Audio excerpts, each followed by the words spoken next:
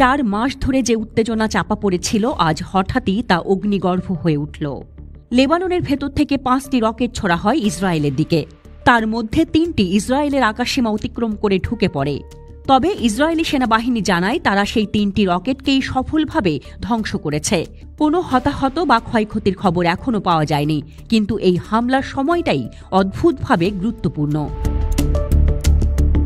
গত ডিসেম্বরের পর এই প্রথমবার হিজবুল্লাহর দিক থেকে এমন রকেট হামলা হলো। যদিও এখনও আনুষ্ঠানিকভাবে হিজবুল্লাহ দায় স্বীকার করেনি, তবে সামরিক বিশ্লেষকরা মনে করছেন এই হামলার পেছনে রয়েছে হিজবুল্লাহ এবং হামাসের সমন্বিত প্রতিশোধমূলক কৌশল। কারণ গাজায় ইসরায়েলের টানা বিমান হামলার বিরুদ্ধে মধ্যপ্রাচ্য জুড়ে তীব্র ক্ষোভ জমা হচ্ছে। বিশেষ করে যেভাবে গাজার উপর ফের আগ্রাসন শুরু হয়েছে, তাতে করে এই অঞ্চলে আবার বড় ধরনের যুদ্ধের আশঙ্কা তৈরি হয়েছে। ইসরায়েলি সেনাবাহিনী হুঁশিয়ারি দিয়েছে, যেখান থেকেই এই হামলা হয়ে থাকুক এর উপযুক্ত জবাব দেওয়া হবে। অন্যদিকে লেবাননের রাজনৈতিক মহলে এখনও কোনো আনুষ্ঠানিক প্রতিক্রিয়া পাওয়া যায়নি। তবে 2006 সালের ইসরায়েল হিজবুল্লাহ যুদ্ধের অভিজ্ঞতা বিবেচনায় নিয়ে বলা যায়, একটিমাত্র রকেটও যদি সীমান্ত অতিক্রম করে সেটা কেবল একটি বার্তা নয়, এটা একটা শুরু হতে পারে। বিশ্লেষকদের মতে গাজায় যেভাবে ইসরায়েল যুদ্ধবিরতি ভেঙে আবার বোমাবর্ষণ শুরু করেছে, তাতে করে হিজবুল্লাহর মতো গোষ্ঠীগুলো চুপ করে থাকবে না সেটা অনুমান করা যাচ্ছিল।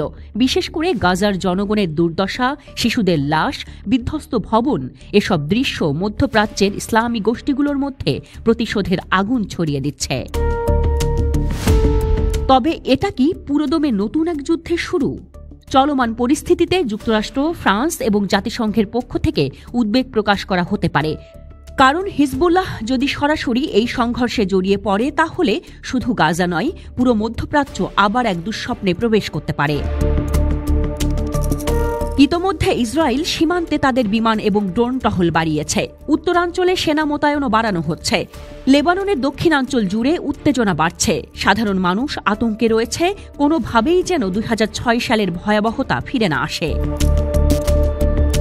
হিজবুল্লাহর এই হামলা যদিও এখনও সম্পূর্ণভাবে নিশ্চিত নয়, তবুও এটুকু স্পষ্ট, গাজায় ইসরায়েলের আগ্রাসনের জবাব এবার সীমান্ত পেরিয়ে ফিরতে শুরু করেছে এবং এই প্রতিশোধ যদি বাড়ে, তাহলে আগামীর দিনগুলো মধ্যপ্রাচ্যের জন্য হতে পারে ভয়ঙ্কর অস্থিরতার।